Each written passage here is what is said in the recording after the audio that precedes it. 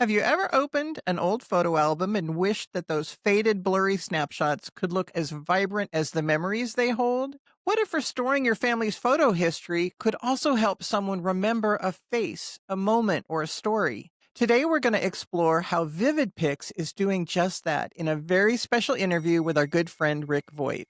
Find out how Vivid-Pix is bringing clarity not just to images, but to memories and helping memory care through photo reminiscence therapy. Branching out, oh, we're diving in, tracing the lines, where do we begin? Branching out, the stories unfold, digging through the past to find the gold.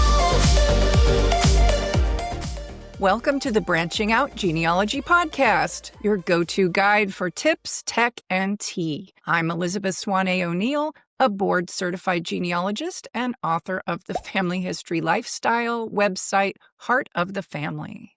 And I'm Tammy Osmer-Mize. I'm the manager and doer of everything at the National Genealogical Society's free genealogy calendar of events website, conferencekeeper.org. In today's episode, we're honored to speak with Rick Voight, the owner of Vivid-Pix. Rick and his team have been on a mission not only to restore old photographs and preserve family histories, but also to support memory care, using images to help people living with dementia reconnect with their past in meaningful ways. If you've ever wondered how a faded photograph might become a doorway back to moments you thought were lost, you're going to want to stay with us. But first, we have a few news items from around the genealogy sphere to share with you. Tammy? I'll start today. Boston University announced that they are ending their genealogy studies program as of spring 2026. They still have both a 7-week and 15-week certificate courses available until then, but after that, they will no longer be accepting students or holding courses. If you're considering working towards certification, accreditation, or even just a certificate program such as this, you can find links to Boston University's program and many other excellent genealogy education courses and institutes on conferencekeeper.org under the Other Events and Opportunities tab. Look for education. What have you got for us today, Elizabeth? Well, Roots Magic recently released version 11 of their popular family history database software, and honestly, I didn't even know this was in the works, but the folks at Roots Magic are always moving forward with new things, and they don't always tell us about it. Version 11 focuses on making your everyday research faster and simpler, and a few highlights of this version include a new life summary panel that gives you a complete snapshot of a person's life, including their life events, their spouse's events, children, parents, siblings, all in one place. There is better editing that is now smoother and more intuitive, better searching, and the thing that seems to be drawing some conversation about this new version is their new AI prompt builder. And what this does is it helps you create reusable templates, like, say, write a narrative biography of so-and-so. And it comes auto-filled with that person's details, and you can just paste it into your preferred AI tool for consistent write-ups. Some people are confusing this with it's doing AI research for you, which it is not. It's just crafting prompts for you and then saving them so that you can reuse them over and over again, if you'd like to do that. Now, I've been using Roots Magic since version 4. I don't even know what year that was, probably roughly around 2007. And I moved over to that from Family Tree Maker because I liked the way it handled source citations. And I bought version 10 when it came out, like, what was it, 2 years ago or something? I think I bought it at Roots Tech. But I never actually updated my software because I was in the middle of working on my certification portfolio, and I was afraid, it's going to crash and I'm going to lose all my data and not be able to finish, so I never got it updated. But now that version 11 has been released, I went ahead and upgraded this week, and I've only played around with it a little bit, but I really like what I've seen so far. The interface is very familiar, and it's a lot like version 9, but There are a few changes here and there, nothing to really make you want to pull your hair out and say, oh no, I have to learn a whole new software program. Like when I think it was 7 to 8 or 8 to 9, one of them just was wildly different. This is not. So if you're already using 9 or 10, you're not going to be inconvenienced by this upgrade. So I think you'll really like it. So if you've never used Roots Magic before, or if you're keeping your database on Ancestry, or if God forbid Family Search, Family Tree, where anybody can jump in and change whatever they want, Yikes. seriously consider having some software on your computer, because then you own that and your tree is safe on your computer and nobody can mess it up. You can visit the Roots Magic website to download a trial version to your computer. It works very much like the full version. There are some things that you don't get unless you buy the full version, but give it a try and we will put the link in the show notes. And we've got one more little bit of news here. Roots Tech registration opens September 24th for Roots Tech 2026 next year in March. There are usually some perks being offered for those who sign up early, so be sure to head over to rootstech.org and get signed up. It's free for the online sessions, and there's usually discounts early on for the in-person sessions as well. Haven't they offered like a cute little pin or something in the past? They've offered pins, and then you can also download a badge for your social media or website or whatever too. And we will see you at Roots Tech next year. Absolutely. We're going to take a quick break now to hear from our wonderful sponsor, Vivid-Pix. And when we come back, we'll be chatting with Vivid-Pix owner Rick Voight about how photo restoration and reminiscence therapy are changing the way we preserve family history. So hang on to your tea. We'll be right back. Don't let your memories fade due to the passage of time or cognitive decline. Vivid-Pix Memory Station and software makes it simple to scan photos, documents, and mementos, restore these images, record voice narrative describing these memories, and share these wonderful memories with stories.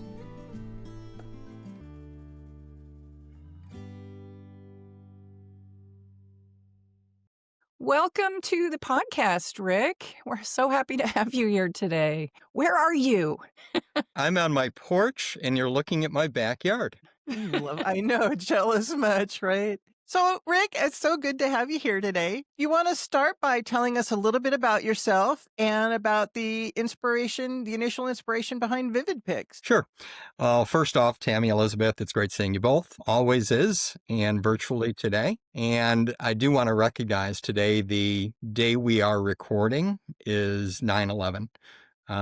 So I pontificated a little bit today on my social media, and it has a lot to do with, should we be remembering 9/11? And the answer, of course, is yes. And might we also be wanting to think about the strife that we're all going through mentally as the world is being kind of crazy and having real unreal going on, which is something that has been running through my head a lot. And you'll hear as we discuss, cognitively, it's affecting us, and it's cognitively affecting us across literally spectrums.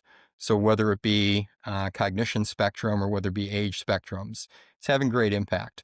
So I'm sure we'll dig on that a little bit. I know I plan to.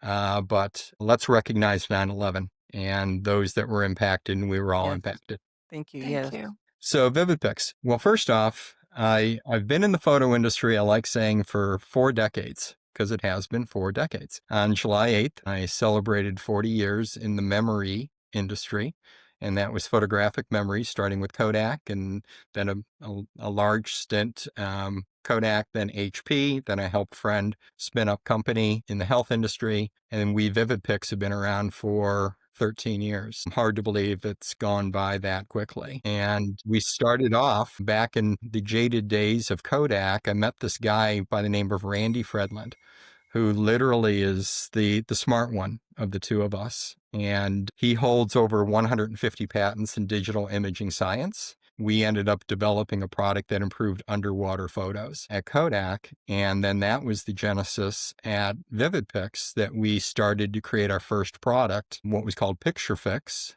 that fixed underwater photos. And then people said, well, what about land?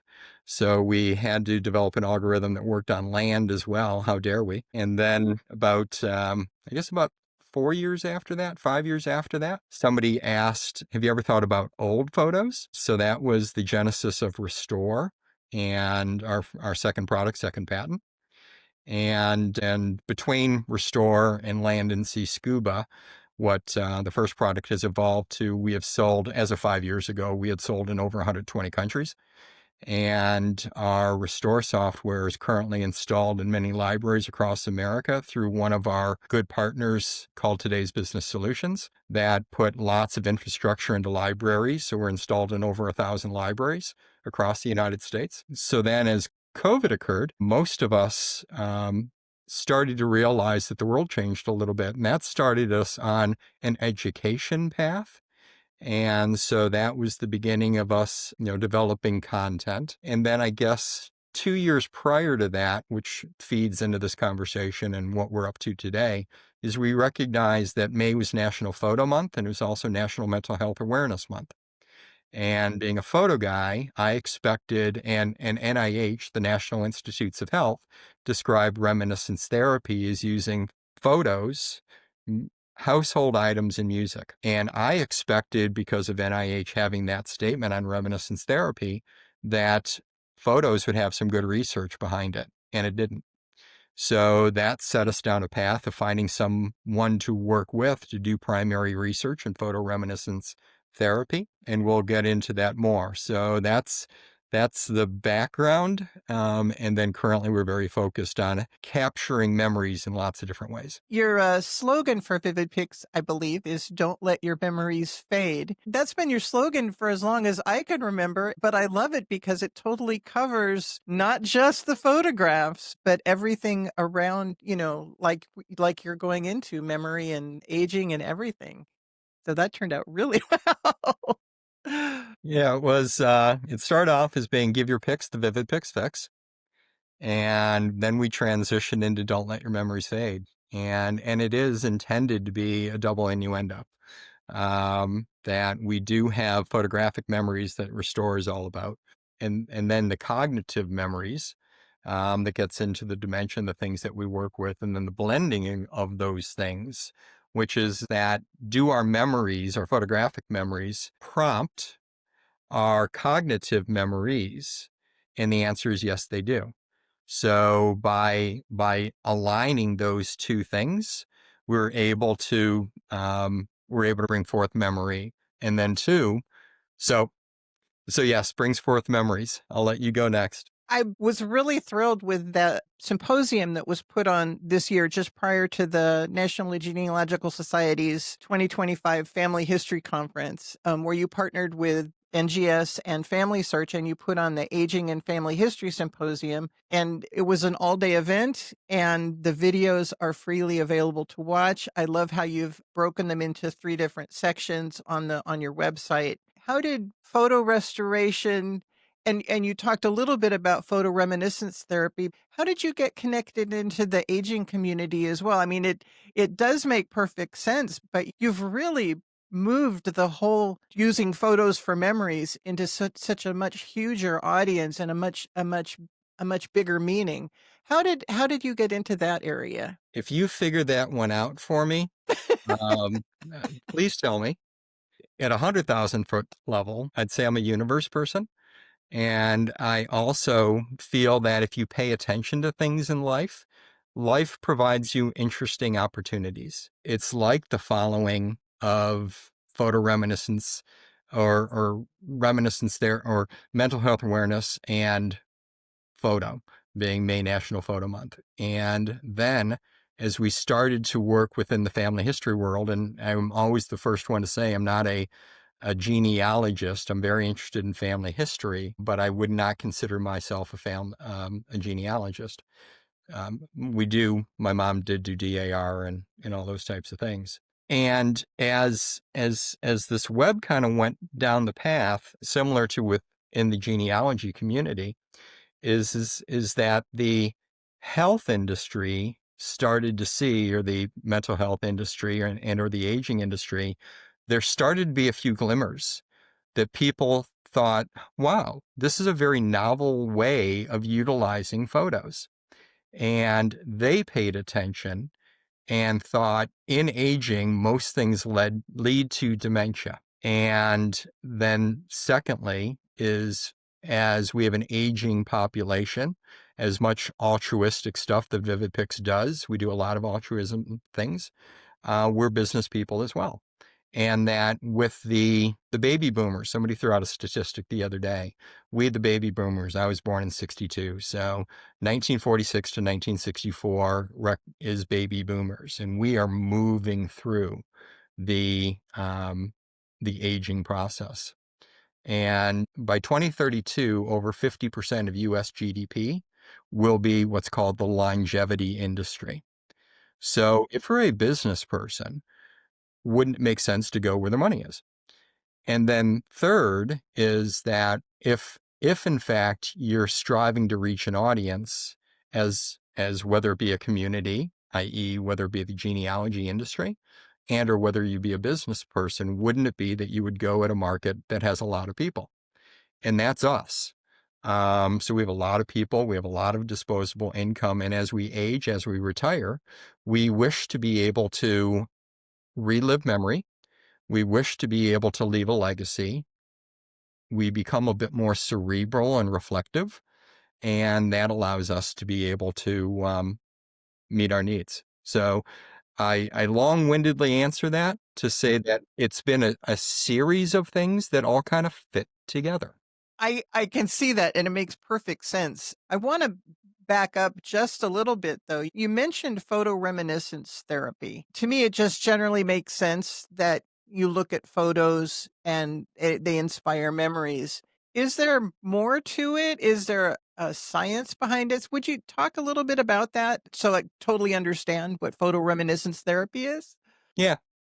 So a couple of things. First off, we have done primary research and it has been published, and we continue to do more university level actually research right now, which is very exciting.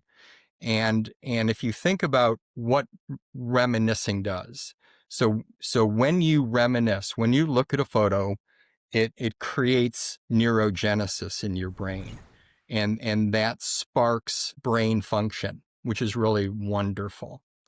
And you mentioned the symposium that we ran at NGS, or just prior to NGS, is that as we age, we need to exercise our brain as well. And Wordle is only going to get you so far. Novel learning is what will keep our brains and our synapses firing well and not create plaque. And family history is a wonderful activity, hobby, in order to be able to exercise your brain. Well, the term for that is neuroplasticity. So most people feel that as we age, our brains become less absorbing. And the reality is that, yes, when you're 30, your brain does start slowing down a little bit. But if you keep your brain active with novel learning, you can actually postpone and or forego some of the negative effects of aging. So reminiscence therapy then is if somebody has cognitive decline, we spend a lot of time in the dementia space, neurogenesis, creating new memories. We have a long tail if you're able to engage somebody and create connectedness. And two, photoreminiscence therapy is those, if you don't have cognition issues, if you're using your brain in different ways, and photos are wonderful triggers, that can actually improve the aging process. Well, that's so true. You can't pick up a photograph and look at one of your own and look at it and remember being there, and the sights and sometimes the smells and the textures and everything. I think that's really awesome. I'm very excited about that. And I remember something on your website also says that lifelong learning is the key to happiness and mental health. And that kind of stuck with me because I I definitely agree with that. You got to keep your brain moving. I don't know if people realize what all is available on the Vivid-Pix website. It's not just selling the restore or selling, anything like that. There's so much education available and so many resources. For example, you're talking about the memory. You have all of the Memory Monday videos. You want to talk a little bit about those that you did with Josh Freitas, I believe? Freitas. Yeah. So, first off, Josh is an amazing man, and it's wonderful. We all learn from each other's all the time. So I learn a ton from Josh, and Josh, when we did our primary research, he was a PhD candidate. He now is a doctor in neuroscience and all kinds of different things. And so on the Memory Monday, we're striving to be able to create that crossover education of what are the things that Vivid-Pix is doing, because people have questions about what Vivid-Pix is doing and questions on our product and those types of things, and also how it fits into utilizing these wonderful photographs for cognitive benefit. So that is the role of Memory Monday. It's once a month, the first Monday of the month. We're still getting our legs underneath us on what is it and how do we do it better. So yeah, Memory Monday. Yeah. And the videos are all available on the Vivid-Pix website as well. Absolutely. Elizabeth, you got any questions at this point before I totally hog the conversation? No, I'm just thinking about what he was saying about neurogenesis. I've noticed that I seem to be having some memory issues since my surgery. And I'm wondering, can I apply those same processes? Whatever they gave me, the anesthesia, it almost completely wiped my memory of that day. And I've been struggling a little bit since then. And it's concerning me. I mean, I don't know if it was from the anesthesia or if it's just natural aging. So I'm listening to this and I'm thinking, I should be doing these things, shouldn't I? And that covers kind of 2 points. So the first part is, what is Memory Monday? So people do have questions. And the great news is Josh is a very open person. He is very well educated, and people will have different questions. So it's a wonderful place to go in order to ask different questions. And then two is that we have put a lot of time into, one, our primary research, but then two, listening to really smart people. So I'll flip back over to the symposium. I've been fortunate to meet, and I describe this as I'd rather be lucky than good anytime. So I happen to be on an aging panel discussion, and this lady I was on a panel with had a picture of a whale shark behind her. And so as we came on the panel discussion, I said, "Nice whale shark." And she just kind of looked at me, and we went on the conversation, and this was the tech check. And then we came back on the actual conversation, and this now I will say wonderful woman said, "I checked into you guys. And you're not just into the old photo space. You fix underwater photos." And I said, "Yeah, it's where we started as a company." So we developed a friendship, and her name is Dr. Charlotte Yeh, Y-E-H. And for 17 years, she was the chief medical officer at AARP. So that's why when I say the universe has had some interesting twists for us, is that how many people have the opportunity to form a friendship with somebody like Dr. Charlotte Yeh, which we have. And when you have a conversation with somebody like this, they know so much. And so that's why at the symposium, or for the symposium, I asked Charlotte if she'd come out for it. And so she was on one of our panels talking about the aging process.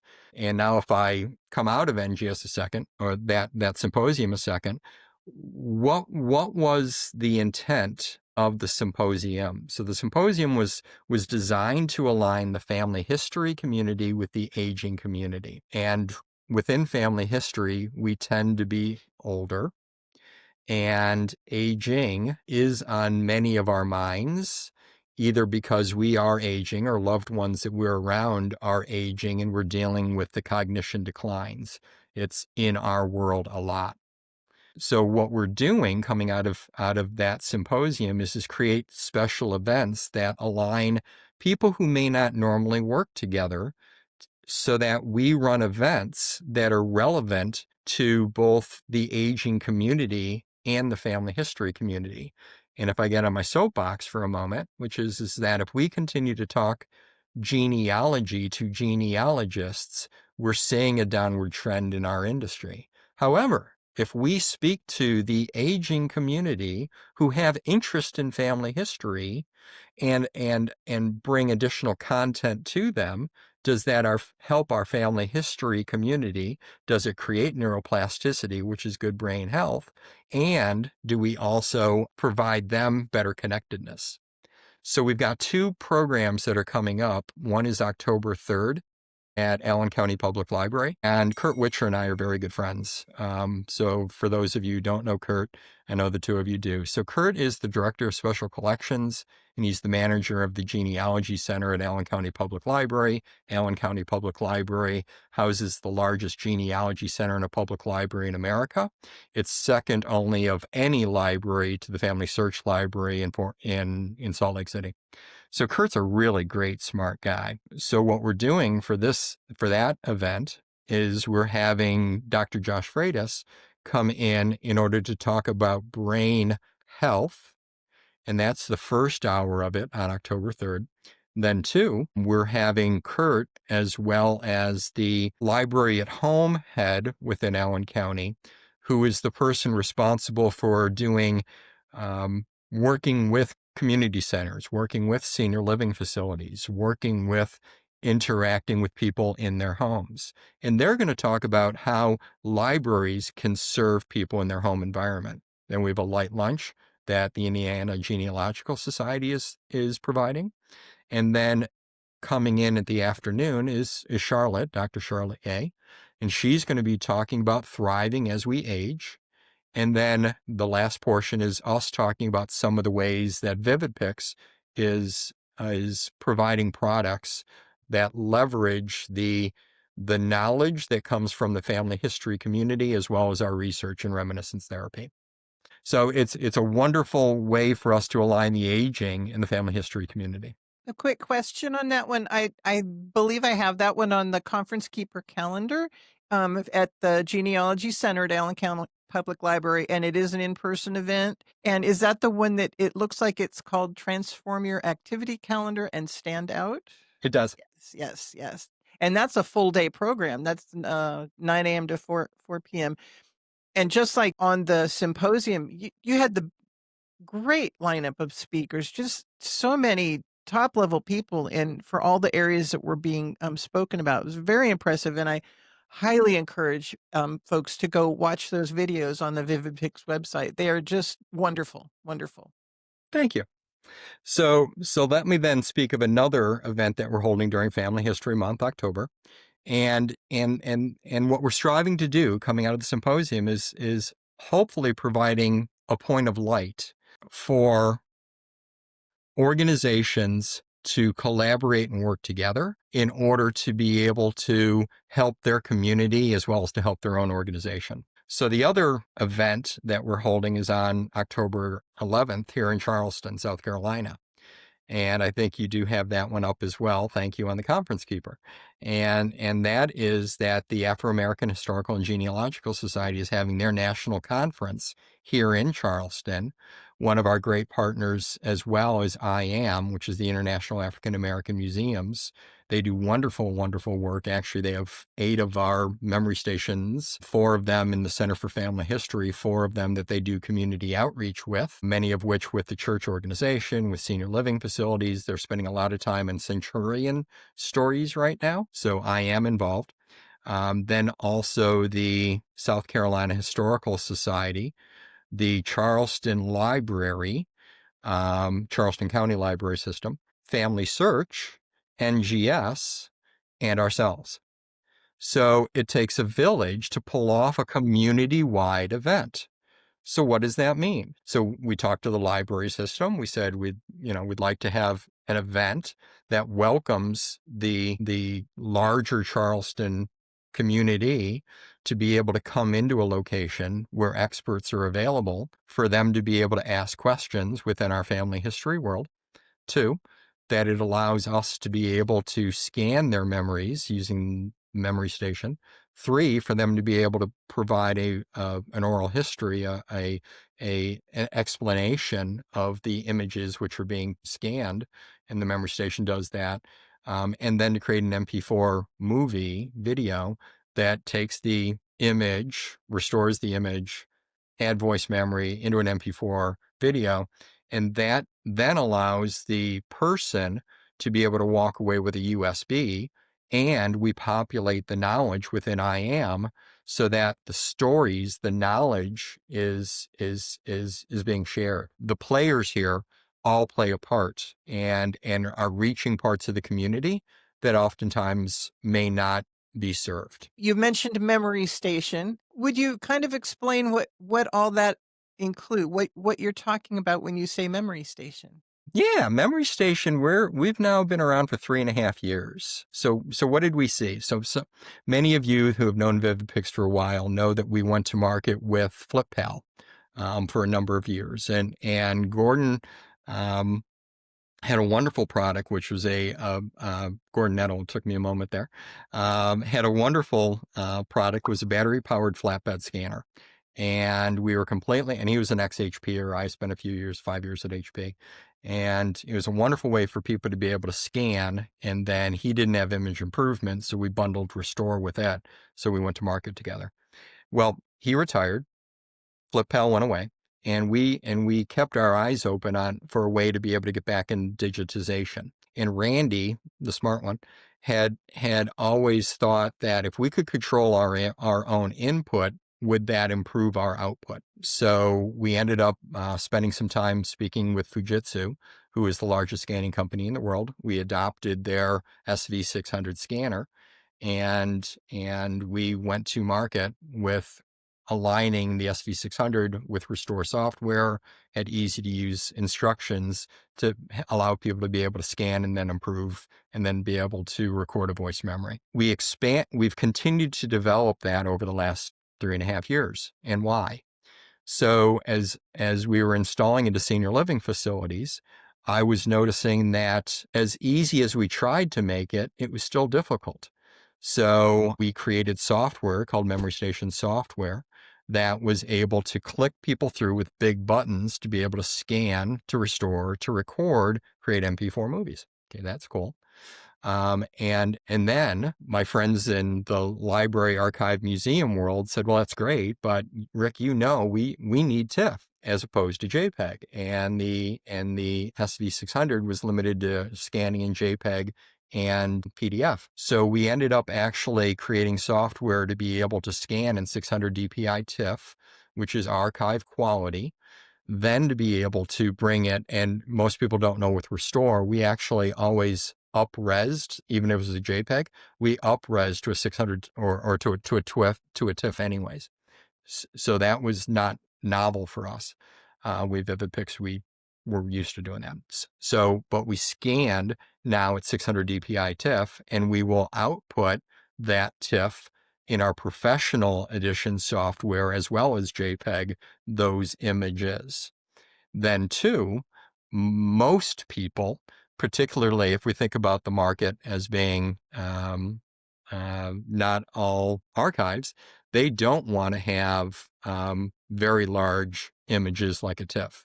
So we output JPEGs then for that market only. And then what we also did with Memory Station, because we're in shared use environments, we created a standalone kind of a kiosk mode, and that allows a shared use environment to be able to do all these wonderful things. And then at the end of a session, all of the personal information is removed and next person's able to sit down. If I'm working at home, I don't want anything to disappear. So, in my jaded past, I've deployed probably over 100,000 kiosks in my lifetime. So the kiosk world is very second nature to me. So we created something great for for shared use environment as well as home environment, and that's Memory Station.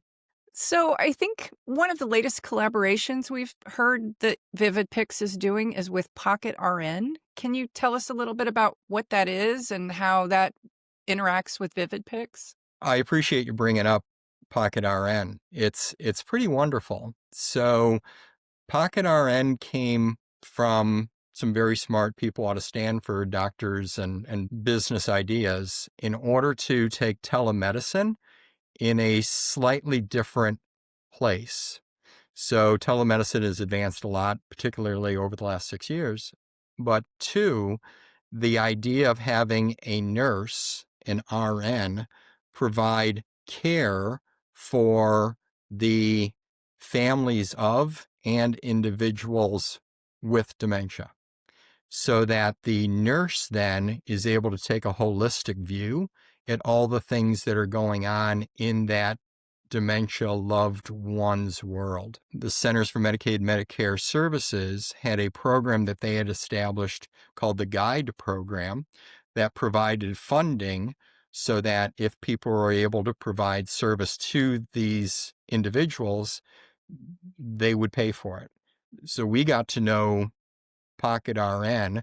They became interested in our photoreminiscence therapy, as well as the neurogenesis, neuroplasticity, and the connectedness that is created when two people talk about memories. So that allowed us then to be able to announce and now implement the training of their nurses in photoreminiscence therapy, and with Memory Station, i.e., to be able to capture memories, in order to then be able to help both the caregiver as well as the loved one. And that caregiver part is really important. Many of us are caregivers. It can stress people, and sometimes you need a little bit of help, and having that person on the other side of a computer screen as well as in person can help a lot. And that's what we're doing with Pocket RN. Aside from the ones that you've already mentioned, which other organizations are you working with for aging and brain health? So yesterday, September 10th, we sent out a release on a new product that we've come up with that bundles together our photoreminiscence therapy, as well as our Memory Station software, as well as a new product we've launched called Memory Cards. And then we've also created a 12-session training on how to use photoreminiscence therapy.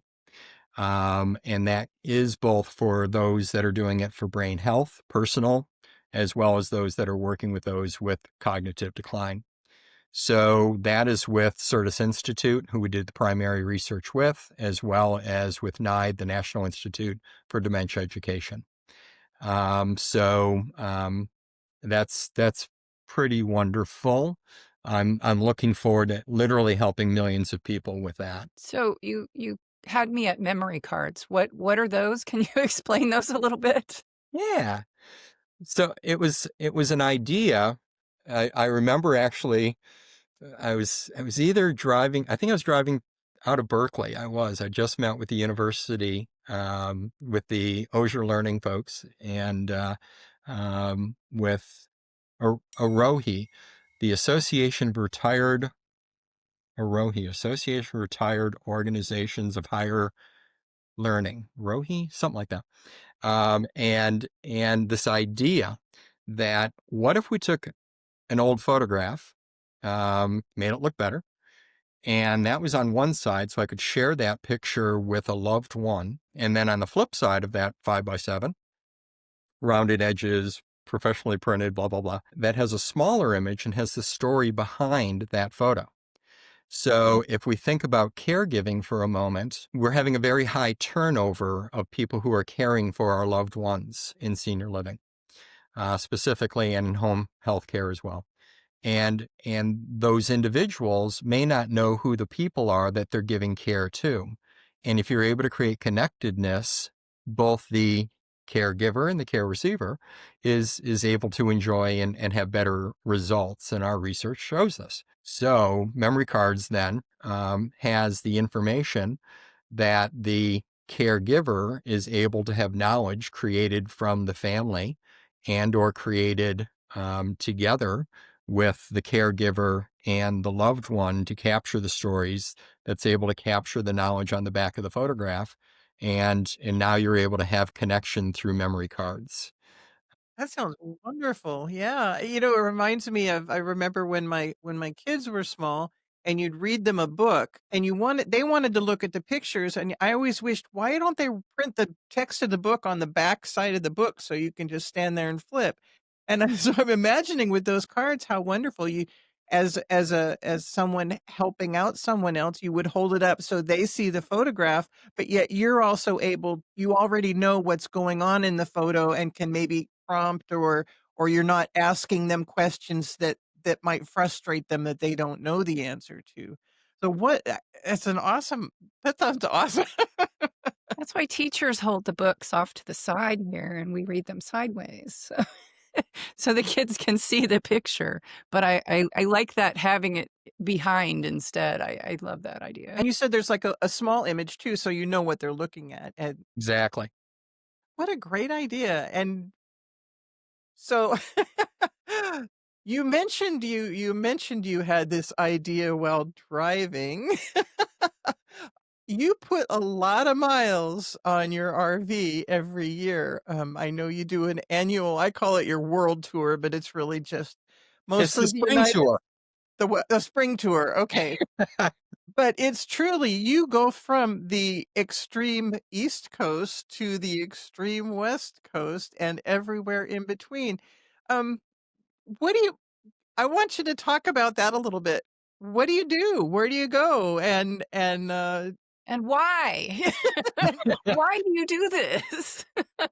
Well, and that is, of course, the theme. As those of you now watching this this recording, I'm sitting at my home in Charleston, South Carolina, and some people will generally say, "And why do you leave?" But I love nature, and so with my van life, hashtag van life, I work Monday through Friday, as everyone has to work.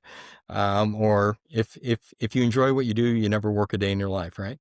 And so Monday through Friday, I'm in my van, I'm having meetings, I'm conducting activities with various societies, libraries, archives, museums, senior living facilities, blah, blah, blah, and going to conferences. So then on weekends, I try to get my Class B RV as close to the river as possible. And by the way, there is a river back there. So for any of you Saturday Night Live fans, I spend as much time as I can in the van by the river as I can. And that's what I do on weekends. And what I find is that and in fact, I'm right now conversing with Judy Russell. For those of you who know Judy, she's currently traversing the United States and not in RV, but through planes, trains, and automobiles. That is pretty fun. And she's able to see these wonderful places. Well, if you travel in an RV, you're able to get to a location and stop. And on weekends, I'm frequently off the grid, and which is one of the reasons my wife doesn't come with me very often.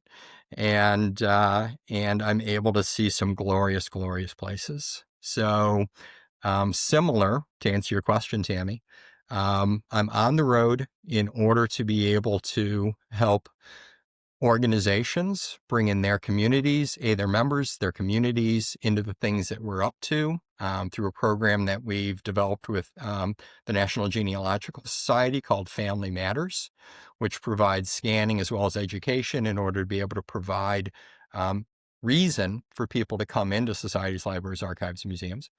And then two, it allows me a bunch of fun. Can you tell our friends out in listener land how they can get on your schedule if they want you to come to their society or their library?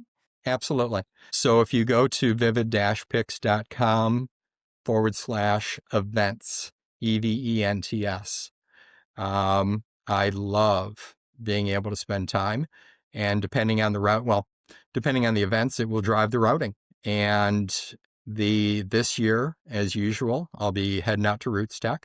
So that being the second week in March, I'll be in Las Vegas the first week in March at actually an imaging conference with a bunch of smart friends. And then I'll be probably hanging out in the Western United States for a few months, because this year's plan is to drive up to Seattle, Washington, which is where my daughter lives, roughly the end of April, early May. So I'll be out in the Western United States for a number of months. Then my wife to drive back with me from Seattle, and I'll show her some of the fun places as we come back to Charleston.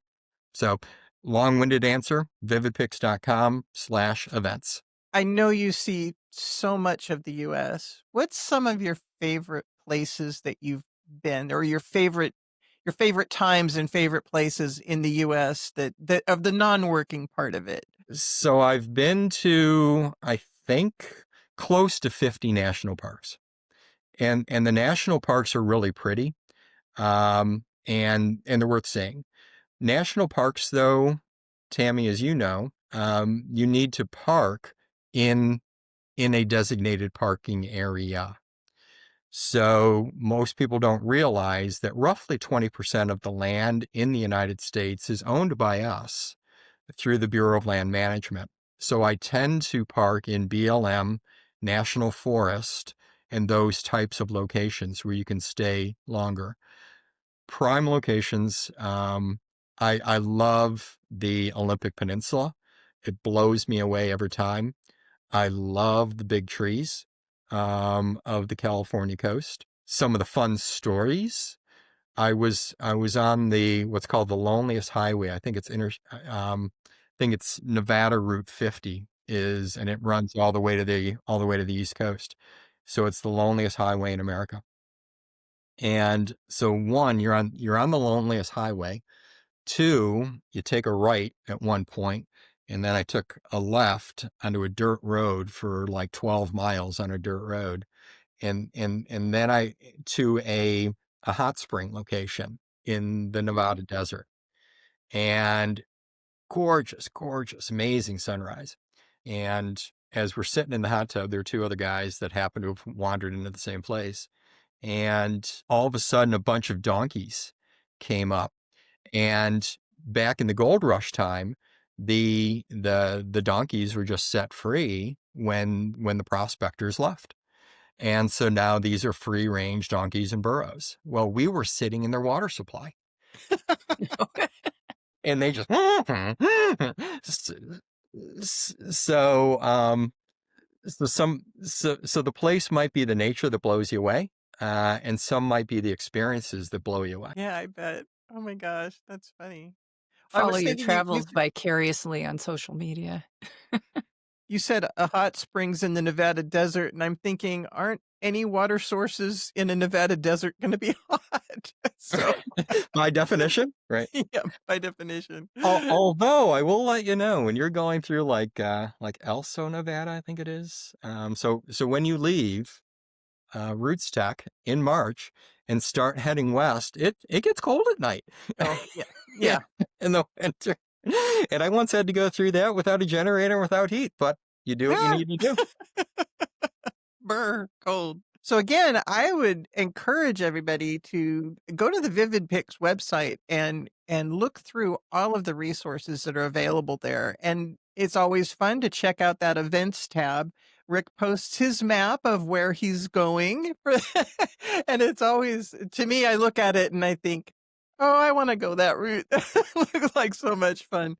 But there's education, there's the Memory Monday video, there's videos, clips, just all sorts of resources available. It's not just a one trick site. There's so much available there. So definitely check out the Vivid-Pix website when you get a chance. Well, if I could be the proactive one here for a second, then. So, I'll respond to that. So please come to our site,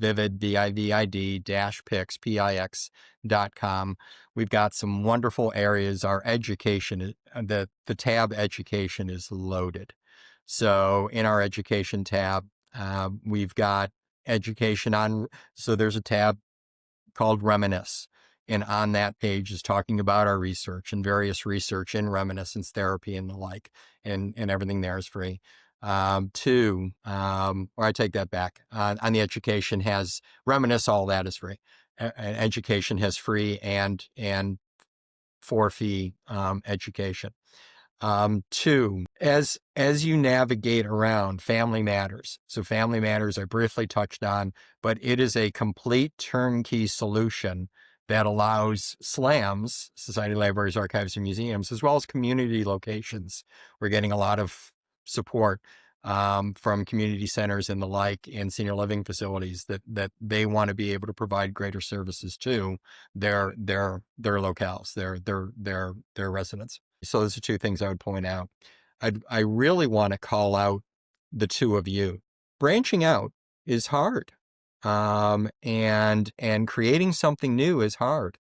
So I commend the two of you for creating what I would not normally. So for those of you who know me, I wing a lot, but I wouldn't normally sit on a deck where I know my face is not as lit as it should be, unless I was not very comfortable with the two of you. And you're both two wonderful people that I'm fortunate to describe as my friends. You're wonderful people. Yep. And I also Likewise, want, back at you. thank you. Yeah. And I do want to point out also, many people here, but Conference Keeper. Conference Keeper, Tammy, what you have created over a decade, in order to allow all of us, i.e. the special events and all the societies, libraries, archives, and museums, to have a single place for no cost to be able to post their information as a single resource. And I commend NGS to saying, what you've created, Tammy, is wonderful. Let's work on this together.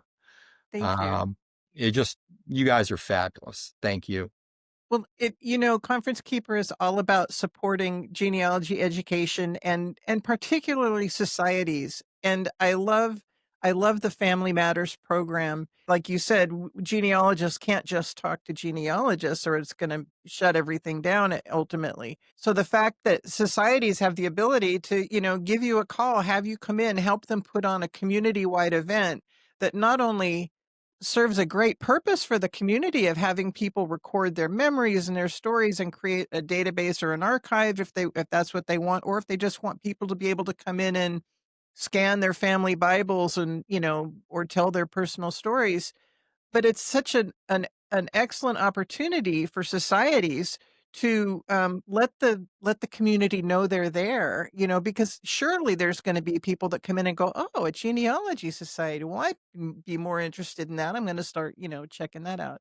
So I love that you support societies, libraries, archives, and museums in that way. I know that you do a lot up with Fort Wayne, up at Allen County, and I believe mid-continent, you do a lot of things down there as well. So I just commend you as well for all of the. I know that Vivid-Pix is a commercial business, but you do so much in service to support other communities, and now the aging and dementia communities as well. And I just really think that's wonderful. It's one of the reasons I wanted to have you on here, was to be able to share a lot of the work that you're doing in those. Thank you. And I got to spend time with Elizabeth in California last year, and my daughter. You've even met my daughter. I have. That's right. Oh my goodness. One of the privileged few. She does exist, folks. He's not making it up. Oh, I've seen photos. Photoshop. No, they're real. Hashtag real. Yeah, that's the next thing you're going to have to add to Restore, is to tell whether it's AI or not. It's. Oh, that's going to be a nightmare for future genealogists, trying to figure out what's AI and what is an actual ancestor picture. I don't envy the next generation of genealogists, because we're making a mess of it for them. Yeah, there's a whole other topic. Yeah, we won't drag you down into that. That's I'd love to get on that topic. Well, and maybe along those lines. So Restore people don't fully understand. and that you're able to add metadata to all these images. So we work with an organization called Save Metadata. I happen to currently be the chair of it, and it includes Family Search and Maureen Taylor, the photo detective, and other wonderful people. And we've developed, based on other standards, XFIPTC and Metadata Working Group, which includes Adobe and Microsoft and the like, to create a standard for metadata, and to place the information in one location versus to place information into a single location, so that it is transferable from one location to another if you happen to be working in the cloud or working with desktop software like a Restore or Memory Station software. We're saving information to the same area. The reason that's relevant to your statement of AI is that if there are ways for us to be able to retain the information in ways, and when images are changed, there's work going on to be able to notice the changes in images, if people are ethical, most specifically, so that we can keep track of those changes. So there is work underway. And now we as a community, we're individuals, but we have an individual voice, and we can drive what business does, by demanding, this is something that's important to me, and I don't want to create a mess for future generations. So by us using our individual voice, we can have mass impact. Excellent. Excellent to know. Is there anything behind the scenes that's coming up? Maybe some top secret things that you want to spill here? Tell us about before you go. You don't have to. Rest assured, there is some top secret stuff coming, and I would be happy to tell you. I will let you know, in the world of software development, it's almost a jinx, but there are some additional very cool things coming, and I'll leave it at that. So I would encourage folks, if you want to stay on top of what Rick's doing, is follow him on Facebook and or LinkedIn, because I know that whenever you come up with something, whenever you got something good going on, you post about it when you're able to. So definitely, that's a great thing to follow. Thanks so much for being with us today, Rick. I really enjoyed talking with you. Always do. Well, it's a pleasure being with you. Thank you for your viewers and listeners, as well, for hanging in here with us and letting us have a bunch of fun, and hopefully you enjoyed it. We appreciate you taking the time to spend with us and for your support of the podcast. Thank you very much, Rick. My pleasure. See you, kids. Welcome back to the podcast. I just have a very quick tech tip for you today, but it's easily one of my favorites, and it's something that I use every day. You know how when you're doing research and you have lots of important genealogy research browser windows open, I mean, how many tabs can you possibly fit on the screen? That's generally how many tabs I have open. And invariably, I close the wrong one. And then I think, oh my gosh, what did I just lose? So my tech tip for today is on a PC. I don't know about Mac, so this is a PC. If you hit the three keys, Control and Shift and the letter T at the same time, it will magically reopen the last browser tab that you closed. And if you keep doing that, it'll keep opening the next browser tab that you closed. So it's really handy when you accidentally close a tab. Sometimes too, if you close the whole window, it'll continue to bring back tabs until you shut down and clear your memory out. So that's my tip for the day. Control Shift T.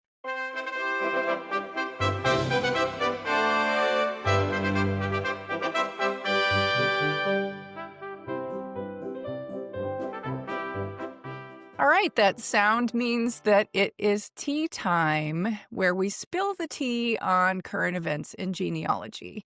Tammy, did you bring a cup to share today? I did. It's actually a mug, though. This is my Dalai Lama, Salvador Dali Lama teacup. It makes me smile. I didn't get it at first until you said Salvador Dali, and he has the big mustache. So, okay, well, I didn't bring anything except a pink Stanley. So, whoops. Which is what I usually have. Did you bring some tea, though? That's the important thing. I did bring the proverbial tea, not actual literal tea, but I guess that's just as good, right?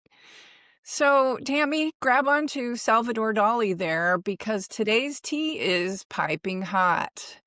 Did you hear that Ancestry's Irish unit just lost out on getting rights to millions, yes, millions of Scottish records? I did see that. And we're talking prison records, census data, wills going all the way back to the 1100s. It's a genealogist's dream collection. I can't even imagine tracing my ancestry back that far. Wait, you haven't taken your family tree back to Adam yet? That's No, but I actually do know people who claim to have done that. But just imagine the Scots-Irish connections we could have uncovered with that kind of material. But nope, the deal fell through and the records are staying locked up for now. Oh, that's such a missed opportunity. And it's not just about losing out on a database. It's about losing the chance to tell real family stories, right? Right. And here's the bigger issue. Sometimes the hardest part of genealogy isn't finding the records, it's getting access to them. And we've talked about this a lot on the podcast. Negotiations, contracts, Freedom of Information Acts. It all feels a little behind the scenes, but eventually it does impact us directly. Definitely. When the big companies that we rely on for our information, when they can't make the deals, it's the everyday researcher like you and I who miss out. Of course, it's a good reminder to us as researchers not to put all of our research eggs in one basket. Just because something isn't on one of the big database sites doesn't mean it doesn't exist. So we know those records are out there, but we may have to find other ways to access them, like local archives or societies, church collections.